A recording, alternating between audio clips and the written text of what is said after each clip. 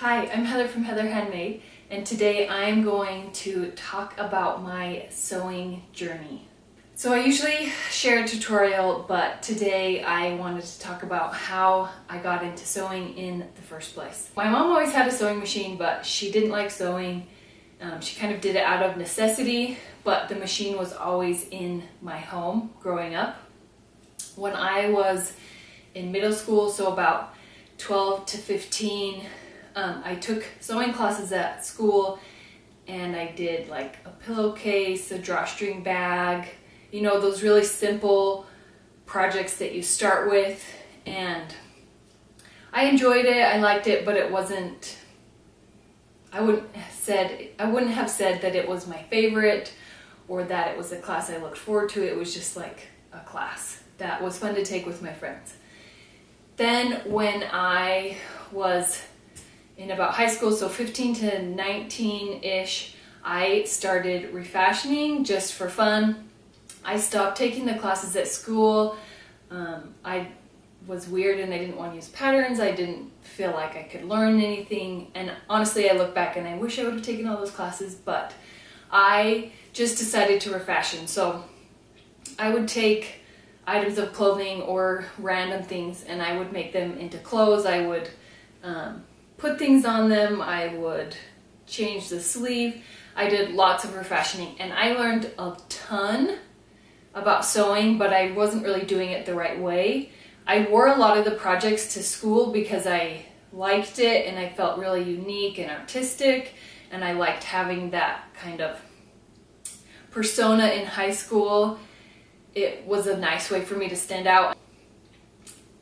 I learned a lot about refashioning and it was a great way, and I used that machine that my mom had, and that was where I did all my projects. Then I went to college and I realized that I wasn't really interested in any of the regular majors that you would choose in college, and I was really thinking about fashion design because I wanted to really be artistic and crazy and unique, but I started taking the sewing classes in college and I really fell in love with it, and that's where I got a really good foundation for like understitching and stay stitching and following a pattern and all of those really basic sewing skills. I learned that really in college. I took several classes. I emphasized in clothing construction and I learned a ton. I even took a fitting class. A lot of the fitting I learned from that, and I'm really grateful for that class because I learned so much about fitting me and other people. At the same time, while I was in college, I worked at a tailor shop that was like connected to the college, and that is where I learned how to alter clothing after it's been finished. So a lot of different fitting things. If you're buying a ready-to-wear garment, it's, you know, fitting this average that doesn't exist, and so people would bring their clothes in and we would fit it like shoulders and hips and waist and all of these random things. I also learned a lot about mending clothing, like the right ways to mend and how to do it. I learned a lot about even altering for men and mending for men. And those two are kind of opposite, you know, what I did in college, learning clothing construction versus doing alterations as a tailor. And I was getting both sides. I was getting how to do it when it's done and how to do it before you even start, you know, when you're starting with the pattern. So my boss at the tailor shop, her favorite thing was she would see a lot of her students take the sewing classes, and she would see that we were stressed and worried about, you know, this class of sewing, and we were graded against perfection. So essentially it was like impossible to get an A because no one really sews perfectly. Like, my boss would see us, these students, come in and we're so stressed, like, oh, we didn't get this, and she would help us feel better, and she would say, as long as it looks good on the outside, it doesn't really matter what it looks like on the inside. And that's because when you're altering, a lot of the stuff you do when you're altering, you can't make it look perfect on the inside. You do the best you can to make it look good. After I graduated from college, I was married and my husband went to law school. We had 2 kids while he was in school, and so we were living as frugal as you can live with 2 kids, and that is where I did more like upcycling and refashioning. I really learned how to take adult clothing and make them into clothing for children. I have a ton of projects about upcycling because it was really a way for me to save money at the time to make clothing for my kids. I went through maybe a year or 18 months where I didn't buy any clothing for my kids or myself.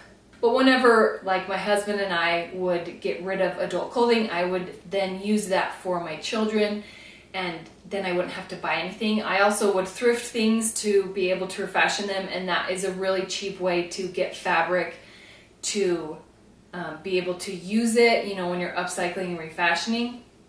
Once I was kind of done having kids, kind of at the end of that process, I actually started learning about what I actually like to sew, what I like to wear, what I love wearing, and what I love sewing. That I didn't really do that before. I was making stuff and a lot of times I wasn't wearing it. And so I finally sat down and I went through the process to figure out what I want to wear, what my lifestyle is like what I can actually wear in my life, the colors that I like to wear, maybe the colors that look good on me, and all of that. That was a long process, and I feel like I'm still learning a little bit here and there, but it's probably taken me about 4 to 5 years where I feel like I can make something and I'll wear it a lot. That is a skill. I feel like it did not come naturally for me. I wanted to make everything in every color, all the crazy things, and really I like to wear boring stuff, and I sew boring stuff, and I wear boring colors. But that makes me really happy and it feels like me. Really interesting to see that, you know, the different phases of my life that I was sewing in different ways has really made me kind of a well-rounded way of sewing, and I can think of things from different angles and from when it's done or when it's beginning. A couple of years of refashioning plus working at a tailor shop plus learning clothing construction. Those are kind of my 3 prongs for when I'm sewing in my sewing practice, and where my different skills and thought processes, that's where they come from, because I've been able to combine those 3. So now I'm at the point where I'm just perfecting my skills, and that's refashioning and upcycling, that's tailoring and altering, that's just basic clothing construction. And I love sewing. I'm not going to stop anytime soon. I love it. I'm going to keep doing it. I do it for myself. I do it for my kids. I'm slowly getting into doing it for my husband. I love making stuff for around the home, and I really love teaching others how to sew because it's such an empowering skill that you can say, I made this with my 2 hands, and there's so many skills that go into, you know, sewing and making clothing that you will wear or your children will wear. So I want to know, do you like refashioning and upcycling? Do you like sewing / clothing construction?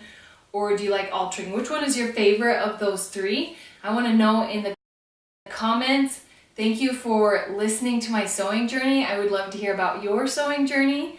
Please let me know. Thank you so much for watching my video, and I hope you have a wonderful day.